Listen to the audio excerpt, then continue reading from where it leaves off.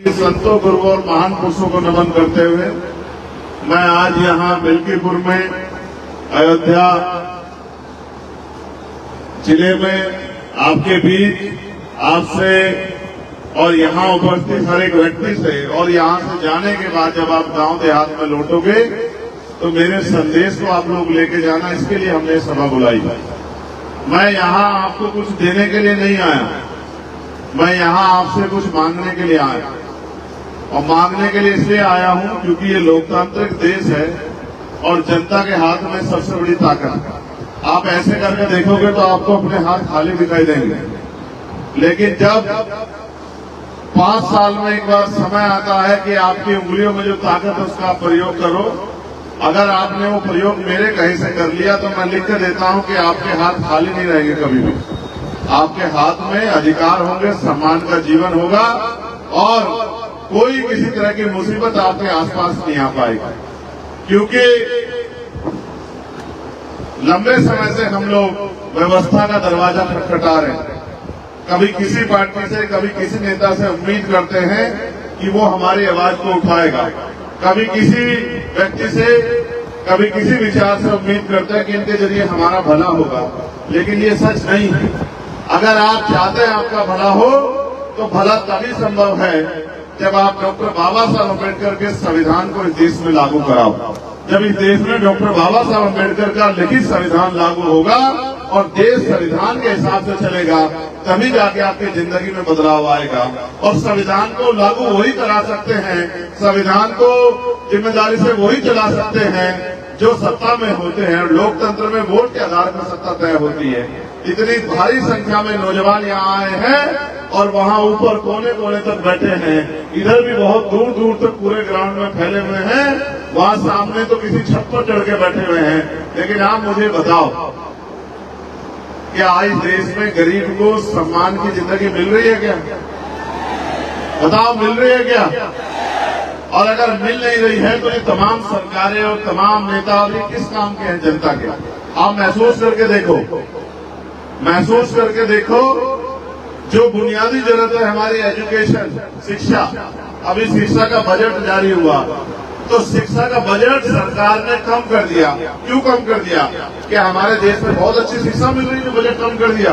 Budget इसलिए कम कर दिया क्योंकि सरकार को लगता है कि बजट बढ़ेगा तो ग्रामीण क्षेत्रों तक भी अच्छे स्कूल कॉलेज खुलेंगे, जो आवश्यकता है टीचरों की पूरी होगी। तो इससे होगा क्या कि गरीब का बच्चा भी पढ़ेगा और पढ़ लिख के डॉक्टर, इंजीनियर, वकील, जज बन के इस देश में अपने और अपने परिवार के लिए स्वाभिमान सम्मान की जिंदगी प्राप्त करेगा, रोटी रोजगार की व्यवस्था करेगा। और सरकार नहीं चाहती कि गरीब लोग जो है रोटी रोजगार प्राप्त करें या सम्मान का जीवन जिए। इसलिए जो हमारा सबसे बुनियादी हथियार है, आप याद करके देखो, बाबा साहब अम्बेडकर ने क्या कहा? उन्होंने कहा शिक्षा शेरनी का वो दूध है जो भी पिएगा वो दहाड़ेगा। लेकिन आप महसूस करो, ये बात अभी मैंने 2 दिन पहले पार्लियामेंट में कही थी कि बाबा साहब ने कहा था कि शिक्षा शेरनी का वो दूध है जो पिएगा वो दहाड़ेगा। अगर मैं आज पार्लियामेंट में खड़ा हूं तो इस शिक्षा की वजह से खड़ा हूं या फिर जो जनता ने मुझे वोट देके भेजा इस वजह से खड़ा हूं। आप ये बताओ, क्या कोई गरीब का बेटा डॉक्टर, इंजीनियर बन सकता है इस देश में? अगर सरकारी कॉलेज में नंबर नहीं आया तो करोड़ों रुपए की डोनेशन लगती है। हर माँ बाप चाहते हैं उनका बेटा डॉक्टर, इंजीनियर बने, तो बनेगा कहाँ से जब सरकारी स्कूल तो गवर्नमेंट बंद कर रही है और प्राइवेट स्कूल बड़े बड़े खुल गए हैं। और प्राइवेट स्कूलों में शिक्षा इतनी महंगी है कि लाखों लाखों रुपए का खर्चा कोई गरीब परिवार वहन नहीं कर सकता है। जिस देश में 80 करोड़ लोग सस्ता राशन, 5 किलो राशन लेके अपना जीवन यापन कर रहे हो, यानी कि रोटी रोटी पे जी रहे हो, आप महसूस करो क्या वो अच्छी पढ़ाई अपने बच्चों की करा सकते हैं? बताओ, करा सकते हैं? सोचो, महसूस करो, इस देश में लाखों लोग अच्छा इलाज न मिलने के कारण मर जाते हैं। और ये अच्छा इलाज क्यों नहीं मिलता? सरकार को तो हम बराबर का टैक्स देते हैं, फिर अच्छा इलाज क्यों नहीं मिलता? अच्छा इलाज इसलिए नहीं मिलता कि अच्छा इलाज आज के समय में चाहिए तो प्राइवेट हॉस्पिटल में जाना पड़ेगा। और प्राइवेट हॉस्पिटल में कौन जा सकता है? जिसकी जेब में पैसा है। और पैसा किसकी जेब में है? देश के 80 करोड़ लोग तो 5 किलो राशन पे जिंदगी जी रहे हैं। देश के 80 करोड़ लोग से ज्यादा लोग तो साल महीने में 10,000 रुपए भी नहीं कमाते हैं। उनकी न्यूनतम वेतन तो साल भर का 1 लाख रुपए भी नहीं है। तो आप मुझे बताओ कि वो लोग अच्छा इलाज करा सकते हैं क्या? अभी प्राइवेट हॉस्पिटल में जाओगे तो डॉक्टर कितने पैसे का पर्चा बनाता है? कितने पैसे का? कहीं 200 रुपए का, कहीं 400 रुपए, कहीं 500 रुपए का। और कहता है अगर रात को दिखाना है इमरजेंसी में तो 2,000 रुपए लगेगा फीस। कहता है नहीं कहता? आप बताओ कि अगर 2,000 रुपए फीस देने की स्थिति होती तो इस देश में लोग 5 किलो राशन पे अपनी जिंदगी चलाते हैं। तो कितने ही लोग सड़क पे मर जाएं, एक्सीडेंट होकर मर जाएं, अस्पताल में मर जाएं। अस्पताल में दवाइयां नहीं है, डॉक्टर नहीं है, कोई टेस्ट अस्पताल में नहीं होता। और तो और हमारे नेता लोग भी बैठे हैं। आप महसूस करके देखो, जिस डॉक्टर के पास जाओगे वो कहेगा टेस्ट हमारी लैब से होगा। कहता है नहीं कहता है? मैं किसी दूसरे की रिपोर्ट को नहीं मानूंगा, मैं अपने आप टेस्ट कराऊंगा। एक और चोरी, एक और डकैती। भाई ये बताओ गरीब लोग जाएंगे कहाँ? और सरकारें बजट कम कर रही है हेल्थ का, सरकारें एजुकेशन का बजट कम कर रही है। तो मेरी समझ में ये आता है कि ऐसे रास्ता निकलने वाला नहीं है। आप लंबे समय से लोगों पे भरोसा कर रहे हो और ये लोग आपकी वोट को लेके अपने आप पैसे वाले बन के बड़े बड़े कोठी बंगलों में चले जाते हैं, बड़े बड़ी गाड़ियों में घूमते हैं, तमाम तरह की सुख सुविधा प्राप्त करते हैं। और इस गरीब समाज जिससे उठकर जाते हैं उस समाज की तरफ पलट के नहीं देखते। तो आपकी मेरी जिम्मेदारी होती है कि ऐसे लोगों को कुर्सी से हटा के और आपके काम करने वाले लोगों को मौका दिया जाए।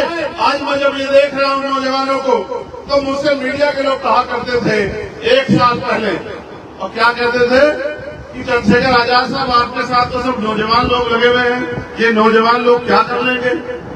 तो मैं इनसे कहता था कि संघर्षों के साए में घनघोर जवानी पलती है और जिस ओर जवानी चलती है उस ओर जमाना चलता है।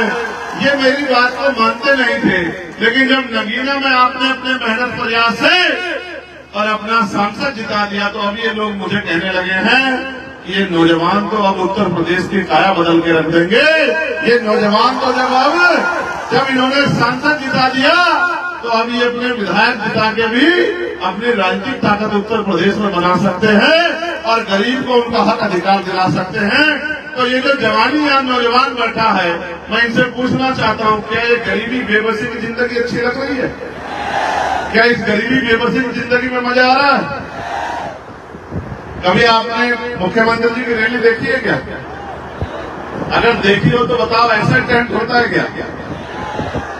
ऐसा टेंट होता है क्या? और कैसा टेंट होता है?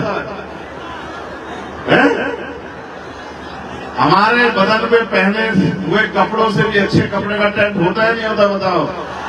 और बड़े बड़े सोफे, एसी, कूलर और ये और वो और पानी और सब चीज। और यहाँ देखो, क्योंकि ये गरीबों की रैली है, गरीबों की, ये गरीबों की, कमजोरों की रैली है, इसलिए ना टेंट है, ना बड़े बड़े गद्दे कुर्सियां हैं, ना एसी लगा हुआ है, पंखा भी लाइट चली गई ऐसा लग रहा है। उत्तर प्रदेश में वैसे तो लाइट आती नहीं है, और आती भी है तो सोने के तारों में आती है। बिजली का बिल इतना आता है कि गरीब की जेब कट जाती है। तो पंखे भी जो चल रहे हैं इस हवा से चल रहे हैं जो कुदरत ने चला रहे हैं। मैं आपसे कहना चाहता हूं, हम तो मेहनतकश लोग हैं, किसान मजदूर समाज से आते हैं। हमने तो इससे पूरे दिन देखे हैं, गर्मियों में पसीना बहा के कुछ पैसे कमा के अपने पेट का, अपने परिवार का पेट पाला है। ये गर्मी हमारा कुछ नहीं बिगाड़ सकती। लेकिन मैं आपसे पूछना चाहता हूँ, क्या इस देश में हमें सुख सुविधा लेने का अधिकार है या नहीं है? क्या हमें सम्मान से जीने का अधिकार है या नहीं है? क्या हमारी माँ बहनों को इज्जत की जिंदगी जीने, सम्मान की जिंदगी जीने का अधिकार है या नहीं है? बताओ। कितने लोग चाहते हैं कि हमें गरीबों को भी, दलित, पिछड़े, कमजोर समाज के लोगों को भी इज्जत की जिंदगी मिलनी चाहिए। जरा हाथ उठा के बताओ।